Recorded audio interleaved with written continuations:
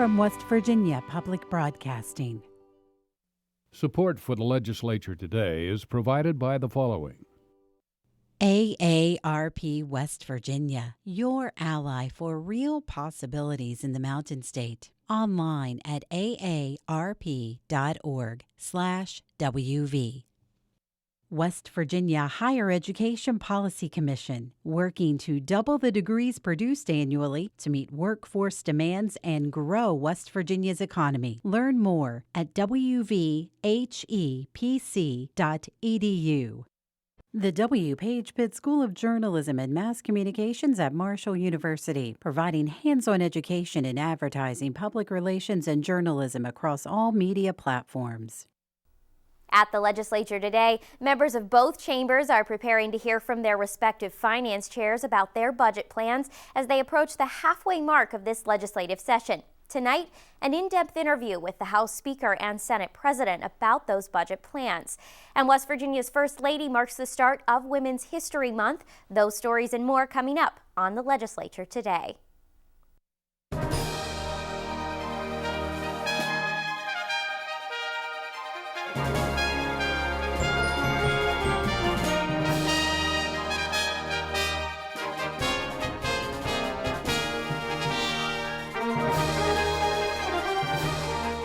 Good evening, I'm Ashton Mara. Tomorrow is day 30 of this legislative session, or the halfway point, and members of the Democratic Party in both chambers are once again pushing their Republican counterparts to give them more details about their plans to balance the 2018 budget. On the floor today, Senate Finance Chair Mike Hall told his fellow members his committee is still working through the individual agency budgets, but once they come to an agreement on funding levels, he could present a budget bill the following day. This morning, House Speaker Tim Armstead and Senate President Mitch Carmichael joined me to discuss those budget plans. House Speaker Tim Armstead, Senate President Mitch Carmichael, thank you both so much for joining us today. Thank you. Great to be here. Pleasure to be with you. I think we have to start by talking about the budget, but let's start with closing the 2017 gap in the current fiscal year. The governor's office estimates that hole is about $123 million, and he came out midweek last week and said he'd close that budget gap by using one-time funds from state agencies instead of relying on the rainy day fund. And there was kind of a response, I guess, from both sides of the rotunda saying, hey, wait a second, this was our idea. We suggested this first. Senate President, why don't you start there? Do you think that the governor's trying to take credit for an idea that the legislature came up with? Well, I think the most sincere form of flattery is to steal one's idea, and I think it's fine. I don't care who gets the credit for it. I mean, to the extent that he's doing the right thing that we've talked about in the past, I'm glad that he's done it that way, and I'm happy to support him in the effort to utilize those funds rather than dipping into rainy day fund. And whether or not he got the idea from us or some other place, I don't care. I'm glad we're doing the right thing, and so we're going to take the high road and be professional about it. And thank goodness that whether he came up with it on his own or he read the papers and got it from us, either way, it's a great idea, and we're very supportive. Mr. Speaker, can you talk to me about the plan that you all actually put together? I guess it came in the form of a bill during the special session last year, and where you all found those one-time funds. Actually, we had $83 million that we were able to locate, and the majority of that was from using those special revenue funds, which are just funds that are set aside for a specific reason and don't come into the general revenue fund generally. And another, that was about 70, somewhere around 73 to 75 million of those. And then another 10 million that we found that was just excess money within accounts in the general revenue. So we put those together. We wanted to use that. Obviously, we know it's just one-time money, and it's not something you want to build your budget on, but I think it is something that we can use for, particularly for just filling the hole in this current fiscal year as we work on the upcoming fiscal year budget. But the one thing that I guess I would say and add to what Mitch said about that was, no, we don't care who gets credit about it. That isn't what it's about.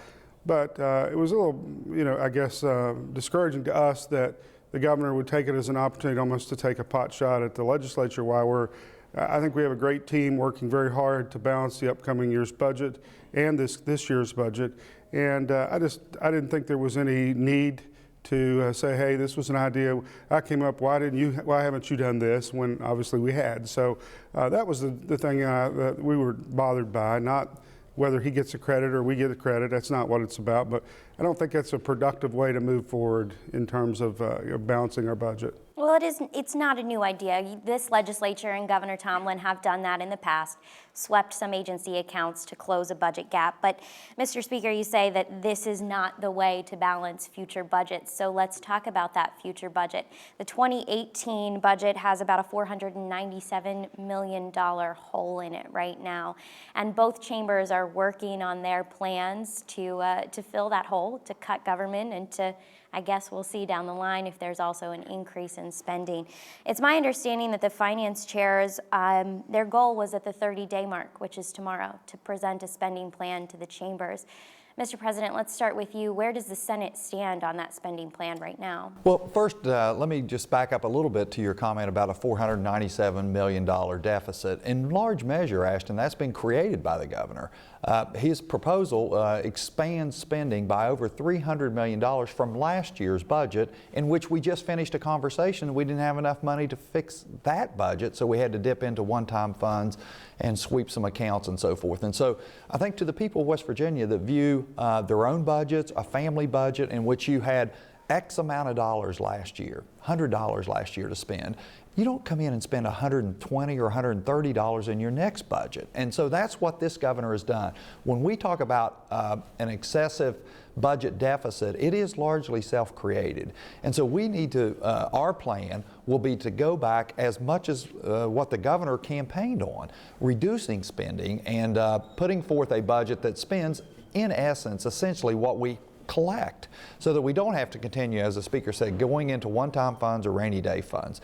The governor has a revenue estimate of $4.055 billion that we will collect as a state of West Virginia. We need to bring forth a budget that spends no more than that. And that will be the plan put forth by the Senate Republicans, and I think in large measure working with the House. Now, Mr. President, you've told me in the past that the Senate's plan is to look at last year's revenues and spend only that amount of money. Mr. Speaker, what's the House going to do? I think we are looking in the same direction. We have had a number of meetings with the leadership of the Senate, and I think we're on the same page. We met recently as a caucus, and we talked about the fact that in order to do that, it will take some tough decisions. And I think our members are willing to do that because they, as Mitch said, every household in the state pretty much is doing exactly the same thing. They're looking at what they actually have to spend, and they can't go off and just decide, well, I'd love to spend another, X amount of dollars, so I'll just spend it anyway. That's sort of what the governor's budget does. Over $300 million in additional spending that we just simply can't afford. And so it's not a matter of none of these decisions are easy. But I do think that throughout our budget, we have areas where we can reduce the growth in government, reduce additional spending, and still provide the essential services that the people of West Virginia need. And I think that's what they really expect us to do. So we have a framework for that we will be talking about over the next few days. And then hopefully we'll really get into the dialogue with all members of the House and Senate to move in that direction. Now, you've both talked about cutting the size of government and that being a goal as a way to avoid tax increases. But does it come to a point where we realize that those services, the essential services of state government, can no longer be provided, and then we use that as leverage to get members to see that it's time to do some kind of increase? Well, certainly there are points. Government does provide some vital services. There's no question. We absolutely have to protect the public infrastructure, the public education, public safety, and provide a social safety net for those at the lower socioeconomic end of the scale. But we cannot continue to expand government. I think that the whole discussion about whether or not we've cut too much, really, we're not cutting government. We are essentially holding the line on the spending from last year. So it's a whole different paradigm through which we need to view this budget discussion. The governor comes in and proposes an exponentially higher amount of spending. And then it's construed to us to be cutting that. And we're not cutting. We're holding the line on last year's expenditure levels, doing everything we can to continue to provide the vital services that the people of West Virginia need without taxing and overburdening with taxation what is the poorest people in the nation from a state's perspective. We have the lowest per capita income in the nation, and this governor wants to shake $300 million more out of the people's pockets in West Virginia to expand government. We're just trying to hold the line on the last year's expenditures. Well, when you talk about holding the line, though, I think that you assume that the need has not grown. Is that the case?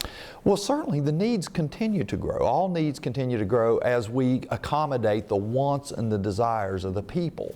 But at some point we have to say what is a necessary service and what is a desired or a wished for or I would like to have kind of service. And that's the role of the legislature here, is to balance those requirements because every dollar we spend for these programs and services is taken from a taxpayer in West Virginia. And so we need to view that with a fidelity of protecting the taxpayers' money. Mr. Speaker, I don't think it comes as any surprise to you to know that there are quite a few factions of ideologies in the House within your own party that you have to work with and reach out to. In the case where it would become necessary for the legislature to do some kind of tax increase, whether it's small or large, like what the governor would like to see, do you have to have the Democrats in order to pass a budget in your chamber? Well, let me say this. I don't think it is at that point where it is necessary. So, when it comes to making tough decisions, unfortunately, in my time here, people talk about tough decisions when it comes to, we made the tough decision to raise taxes. That's not what I think a tough decision is in this case. I think the tough decision is deciding what, as Mitch has said, what we can and can't afford to do. And so I believe that we will come together and work toward a budget that we think is a responsible way to use the taxpayers' money. And I hope to be able to do that in a bipartisan manner. I think we will be able to, but I believe that there's the will within the Republican caucus to get this done. And I don't think that there will be, any factions that would stand in the way of doing that. I mean, certainly everyone has their own opinions on how we do that. And we respect those opinions. And we've been bringing those opinions to the table, working together already up to this point. Let's be clear, when people talk about where's your budget, I've been here almost 20 years, and we have never had a budget before day 60 in the time that I've been here. Never. And here we are, we're not even at day 30, and everyone's saying, where's the budget? We have a framework for that, but we have to work together, both with the Republicans, Democrats, the House and the Senate, and with the governor, to get the right spending package together. And we're very far along on that. And I think we will bring out to the voters of the people of our state something that they can get behind as well as the legislature get behind. Gentlemen, we have to discuss the Senate's plan to reform the state's tax code, to essentially get rid of or phase out the personal income tax and replace that with an 8% consumption tax. Current sales tax is at 6%. This would increase that rate and also broaden it to some services and things that are essentially exempt from the sales tax at this point. You know, that bill, the fiscal note, came out late last week. Mm-hmm. $610 million deficit for the state if that should be implemented the way that it's written today. And actually, Mr. Speaker, I want to start with you because the bill is in the Senate. It hasn't even come out of its initial committee. But when you hear that number, what's your reaction? Well, obviously, I think the Senate has really taken on something that needs to be taken on, which is a discussion of where our tax structure should be in the future. And we are very interested in what both the Senate and House have been looking at. There are different approaches to that, and I think that neither the House nor the Senate would take an approach that would cause any greater deficit. I think there are lots of ways to structure that. And so we're still very much interested in looking at overall tax reform. As you mentioned, there are different views on how we balance the budget. There are different views on how we go about restructuring our tax processes. And I think that's important that we engage in this discussion. That's one of the things we need to not just solve this budget process this year. We need to solve the issues that got us in this situation and brought these challenges on. And one of those is the tax structure that we currently have in place. So I do think for the long-term economic growth of our state, for the long-term budgetary health of our state, we do need to look at how we have this tax structure in place. And one of those things is looking at the role of the sales tax, looking at the role of the income tax. And so as we said, we do have differences in those approaches throughout the House and the Senate, but I do think it's important that we continue this discussion and move forward in a creative way. Mr. President, I want to ask you about that bill because Senator Robert Karnes from Upshur County, he's the lead sponsor. He's also chairing that tax reform committee. And when that number came out, he said, you know, we expected something like this, and now we'll adjust. And the adjustment he's talking about making is tiering the repeal of the personal income tax and linking it to the general revenue fund or the rainy day fund, how much money the state is bringing in. But all of that takes time. It takes time to restructure a bill. It takes time to study the fiscal impact for the state. We're at 30 days tomorrow. Is there enough time to make those necessary changes? Yes, there is enough time, and it's important work, and we'll work day and night to ensure that that bill comes forth in a manner that accommodates the revenue needs of West Virginia. We've just spent the last few minutes here talking about our budget crisis in West Virginia, and it's largely precipitated by the manner in which we currently tax our citizens. And as the speaker's alluded to, we have to change this. And for us to say, well, we're running out of time, or this is a heavy load, or it's a lot of work, we absolutely embrace that. We want to put forth and make the changes necessary to get the revenue estimate correct with the Department of Revenue and put forth a plan that fundamentally changes the manner in which West Virginia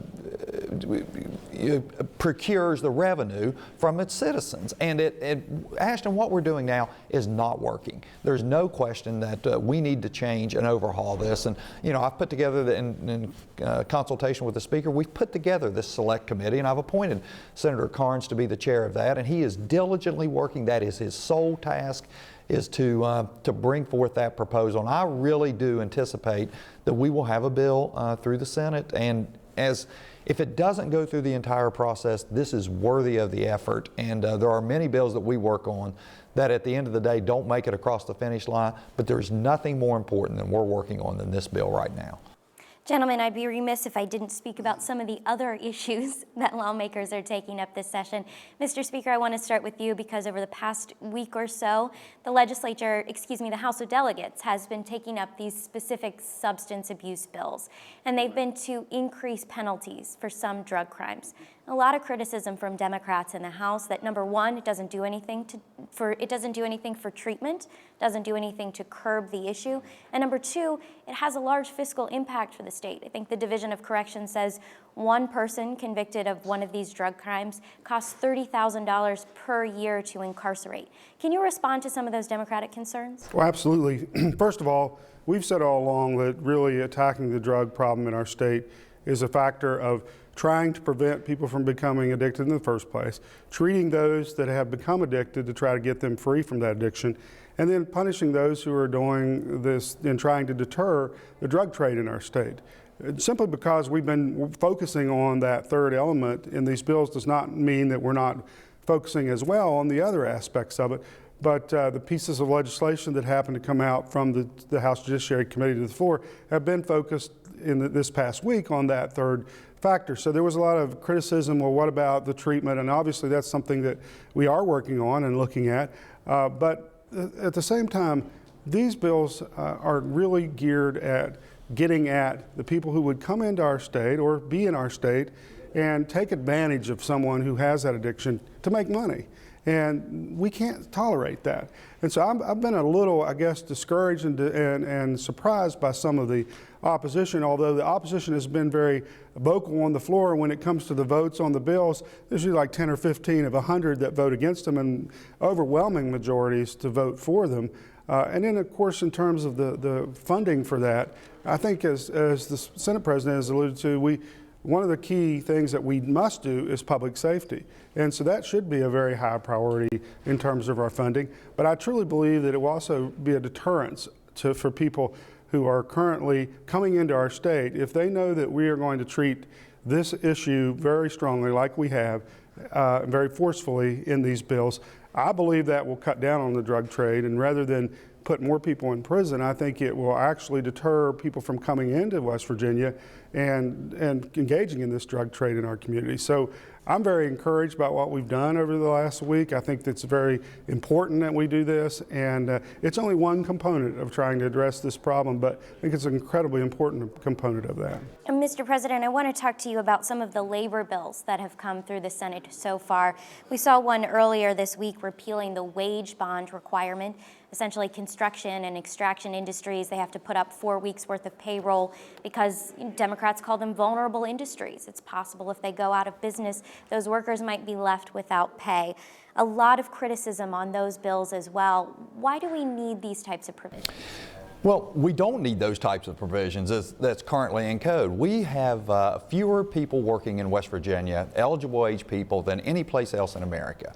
And we have to break down every barrier that deters a job creator from providing jobs and opportunity for our citizens. And so that's one of the primary reasons in which we pursue those type things. Anything that we can do that will create a job or deter a barrier to entry to someone creating a job and providing opportunities for our citizens so that they can live, work, and have a family in West Virginia and live here. Those are the things that we will pursue with a vigilance and an urgency, because we need our people to go to work. Jobs are the primary motivator for this legislative session and creating opportunities for our citizens. Senate President Mitch Carmichael, House Speaker Tim Armstead, thank you both for your time. Thank you for having us. It's a pleasure. Delegates approved 2 bills today, including one to correct the definition of telehealth in state code. Senators voted on 4 pieces of legislation. One of those bills allows doctors who specialize in emergency medicine to also be eligible for scholarships and loan reimbursements if they choose to work in underserved areas. In the Senate's Workforce Committee this morning, members advanced a bill to limit the powers of cities and towns. Senate Bill 399 prevents local governments from enacting ordinances or local policies that impose requirements on employers when it comes to employee wages and benefits. Among other things, the bill would prevent a city or town from implementing its own minimum wage higher than the state's. There are exceptions in the bill, permitting municipalities to set standards for their own city employees and allowing for non-discrimination ordinances. Democratic Senator Richard Ojeda opposed the legislation, saying it degrades local power. If a county commissioner doesn't have the ability to, do anything, then why are they there? I kind of see this as really stepping on their responsibilities. Republican Senator Greg Boso supports the bill's provisions, though, because he says it will provide uniformity for businesses across West Virginia. We at the state level are responsible for establishing the laws that pertain to the management of employees on a statewide basis. This just assures that we don't have situations where employers are having to deal with different sets of regulations that impact the bottom line. Several Democratic members protested the bill's advancement because no one representing municipal or county interests was in attendance to testify to the bill's implications.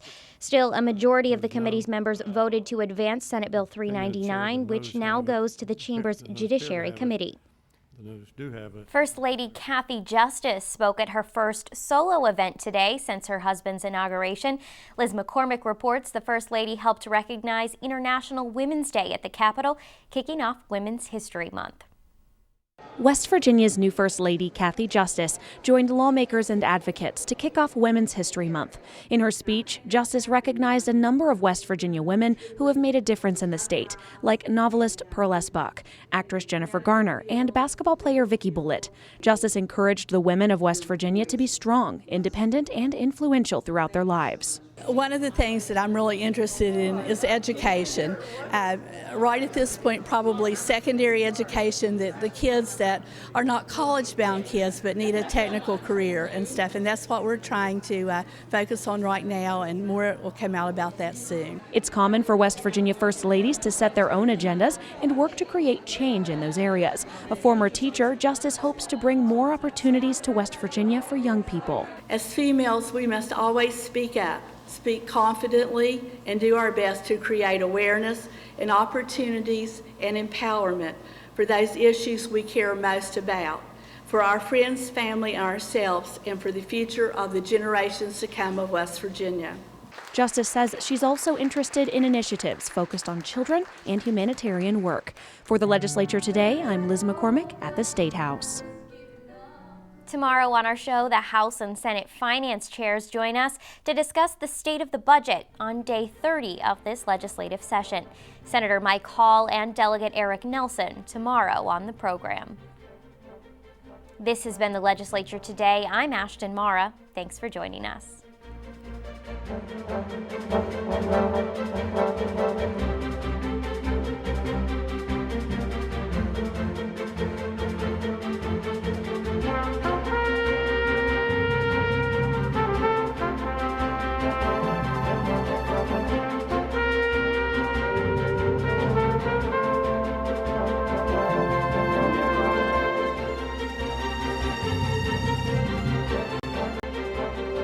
Support for the Legislature Today is provided by the following. AARP West Virginia, your ally for real possibilities in the Mountain State. Online at aarp.org/WV. West Virginia Higher Education Policy Commission, working to double the degrees produced annually to meet workforce demands and grow West Virginia's economy. Learn more at wvhepc.edu. The W. Page Pitt School of Journalism and Mass Communications at Marshall University, providing hands-on education in advertising, public relations, and journalism across all media platforms. From West Virginia Public Broadcasting,